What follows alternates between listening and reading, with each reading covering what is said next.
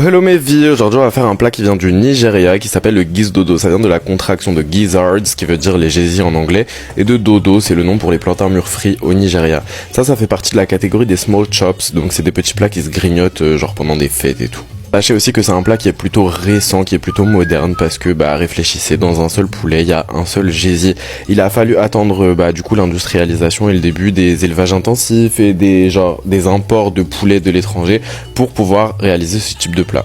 Donc sachez qu'au Nigeria, la plupart des gens ils aiment bien manger la viande encore un peu dure. Moi c'est pas mon cas, donc je fais toujours cuire mes gésiers pendant 1 heure avant dans un bouillon avec de l'oignon, du curry, du thym, de l'ail, un peu de persil, etc. Pendant que ça cuit tranquillement, on va préparer la sauce avec du poivron rouge, de la tomate, du piment antillais, de l'ail et du gingembre.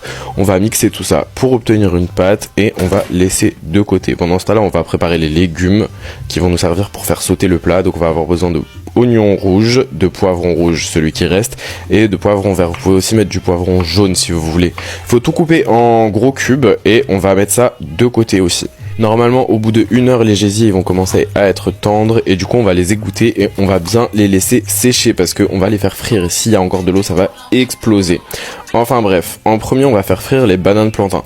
Donc pour ce plat, il vous faut des bananes plantains mûres, mais pas trop non plus. Parce que comme on va avoir une deuxième cuisson, si vous les prenez trop mûres, ça va être vraiment de la bouillie, genre. Ça va pas du tout, wesh. Et si vous les prenez pas assez mûrs, ce sera pas bon, quoi. Genre, ce sera pas sucré, ce sera pas doux comme il faut, genre. Enfin bref, vous épluchez vos bananes et vous les coupez en cubes et ensuite on va passer à la friture. Donc dans une huile à feu moyen, on fait frire les plantains et une fois qu'elles sont bien dorées et bien comme il faut, on les sort de l'huile et on va les mettre sur du papier absorbant pour égoutter l'excès d'huile en fait. Parce que déjà ce plat est gras, en fait on n'est pas là pour boire 20 ml d'huile par assiette en fait. Une fois que c'est prêt, vous allez du coup garder la même huile et faire frire les gésiers dedans. Ça met une quinzaine de minutes à être bien coloré et une fois que c'est bien coloré, pareil, vous allez les sortir, les mettre sur un papier absorbant. Là, on va enlever une majeure partie de l'huile parce que faut pas déconner non plus. Il faut vraiment juste garder un tout petit fond d'huile pour faire sauter le reste des ingrédients. Et du coup là on va rajouter les gésiers de tout à l'heure, on va arroser avec la sauce et là on va laisser cuire avec encore un peu de thym et de curry. Vous pouvez mettre du cube si vous le souhaitez ou tout simplement du sel pour assaisonner. Et là on va laisser réduire la sauce. Il faut que ce soit pas... En fait faut enlever le liquide et faut enlever l'acidité de la tomate fraîche.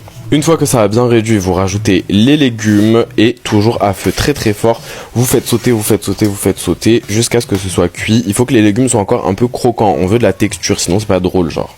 Quand c'est bon, vous rajoutez vos bananes plantains frites et n'hésitez pas à rajouter un tout petit, mais vraiment un tout petit fond d'eau, histoire de délayer un peu la sauce, que ce soit plus fluide, etc. Là, pareil, vous faites sauter, il n'y a vraiment pas besoin de beaucoup de temps, c'est juste histoire de réchauffer les bananes plantains, il n'y a pas besoin de les faire cuire pendant 40 minutes. Et c'est prêt en fait. Une fois que c'est bon, vous servez ça, il n'y a pas forcément besoin d'accompagnement, à la base c'est un snack mais ça se mange aussi en plat, c'est un peu le cousin nigérian genre du poulet DG, mais du coup c'est pas exactement pareil. Et en fait, vous mangez, wesh, bon appétit, bisous, bye.